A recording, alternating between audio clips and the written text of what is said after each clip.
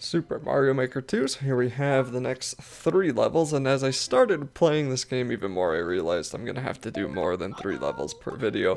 There are well over like 60, there's probably close to 100 levels that that you can play, so 3 levels of video is gonna take a lot of videos, so we're probably going to do a little bit more, maybe closer to 5 levels of video as time goes on, but it's also going to depend on how long the levels are. Some of them are really short and some are really not, so we'll see how I want to do it later on. But first one brings back or I guess this is the 4th one, it brings back the classic sun level from Super Mario Bros. 3, and it has a different looking sun that's kind of looks like it's from the Mario games that were on the Game Boys, but I don't really know if it's just a new one, I don't know, but it's kind of the exact same thing that it does in Mario 3 if you've ever played that. The sun attacks you, comes down at you, and you just have to jump over it. It's not nearly as annoying in these 3D versions as it is on the 2D kind of version games, if that makes any sense. I don't know why, it just feels easier to dodge on the 3D style of Mario games than it did on the one that was on Mario 3, and I'm not only saying that because I died to the sun when I was a kid playing Mario 3 on the NES.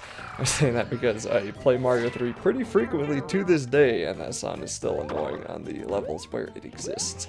Anyway, try to collect as many coins as you can. We get the propeller cap, which I think was from New Super Mario Bros. On the Wii.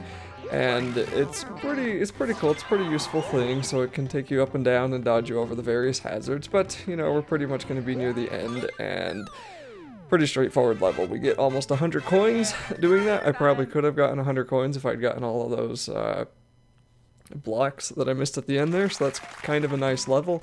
And we also get the 150 bonus, so it's a nice coin boost. And then I think I walk over to the Toadette here, and or Chief, I guess she is, and then we build the main hall. So we're going to start actually building the castle, and I have found it best to build it when you can afford it, and not really to wait, because you have to play levels to get those hammers up on the castle build progress, and if you wait before you can buy it, you might end up having to replay a bunch of levels. But then again, if you just get all the gold, and then you can do a really short level like 5 times and get it up pretty quick that way too. So we're finally unlocking more than one page of jobs, and I was kind of interested when I first started, how many jobs are there? There's a ton of them, like there's so many levels. And a few times I will accidentally do a job on another page instead of doing it chronologically, which I'm trying to do, and I don't really know why sometimes I'll load up the jobs and it takes me to like page 7 when I was currently on page 5, and I won't be paying attention and I'll do that job. So I'm gonna try my best to keep them in order, but the castle in the background might look different when I do that. But the whole purpose of this is just to do every single level, so I'm gonna do my best to keep that stuff in order.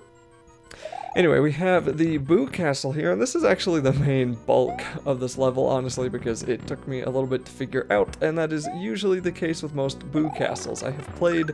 Oh, I do think I die here, actually, don't I?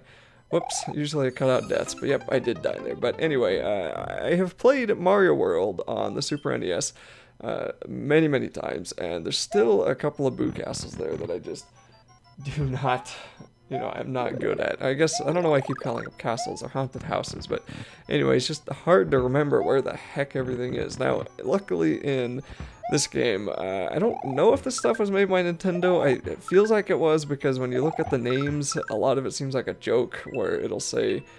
I cannot remember if I talked about this in the first video, so sorry if I did, but anyway, it'll say name withheld, and then the next level will say father of name withheld, so I don't know, it just seems kind of strange that way. So I think most of these, some of them had to have been made by Nintendo, right? But anyway, the point I'm trying to get at is that they don't feel as evil as Nintendo has been capable of when it comes to Boo haunted houses in the past.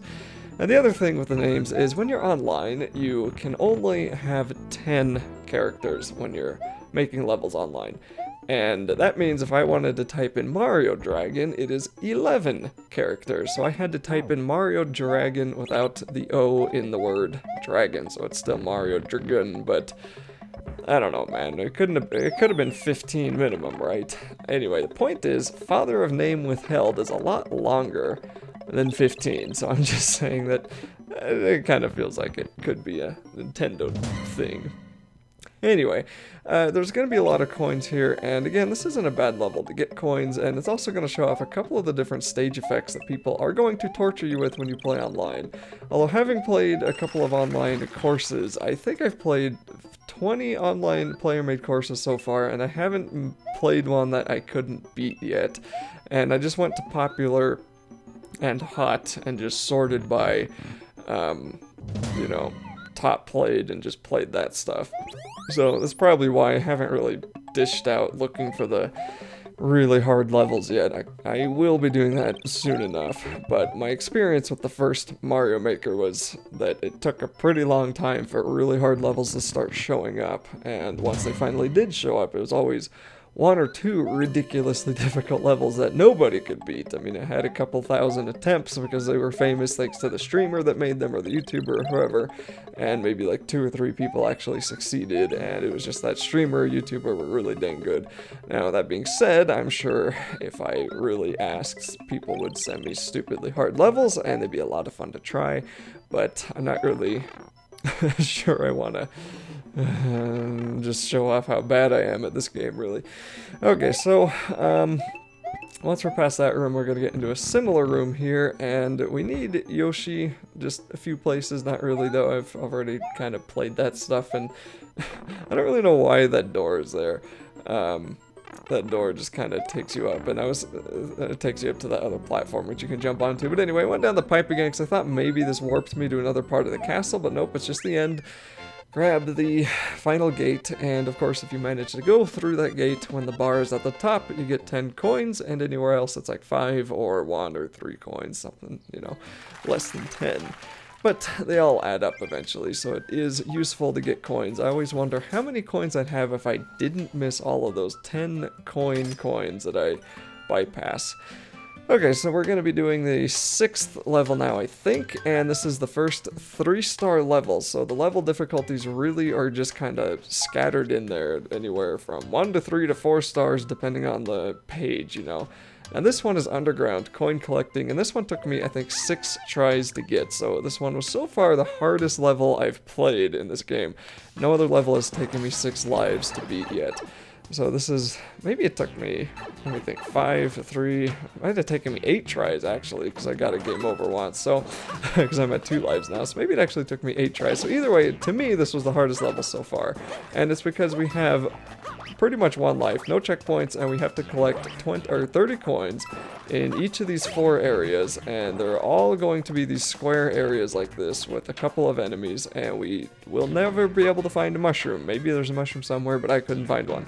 The box in the middle of that room that we just left is a star, and you want to use that on the room that you consider the hardest room for you, and that one is coming up. But right now, I don't really think the Goombas or the Koopas are very hard. The Goombas are not very hard. You just kind of got to go a little bit slow, be a little bit patient, especially for this part. If you want to be really safe, you could kill them with their shells, but I died a few times attempting that because they're big and their beaks on their mouth can kill you pretty easily. So jumping into this room, this one is kind of annoying because you get whatever her name is jumping around and splitting into multiple different parts, and it's just kind of luck here if you don't spawn on top of her. So a few times I have had her spawn right where I was walking, so that was not very fun. And then we're going to grab the star and walk into this room, and the star doesn't actually help me out that much, as much as I would have wanted, but it does help a little bit. And this room I just found to be the worst because, you know, you can't kill these things without a star, and they go through the pipes flying through. But the star actually did help me. I thought I must be thinking of a different run I did. But anyway, the star did help me out a lot there. Finally get the 30th coin, and we're done with, so far, the hardest level. Even though this is only a 3-star, there's a couple of 4 stars that I really think were easier than this one. But there are also some 3 stars that I thought were easier than 1-star levels. So probably just depends on the kind of player you are, I guess. So that's going to be it for the second video. We'll continue on with the next one, which is probably going to have more than 3 levels in it.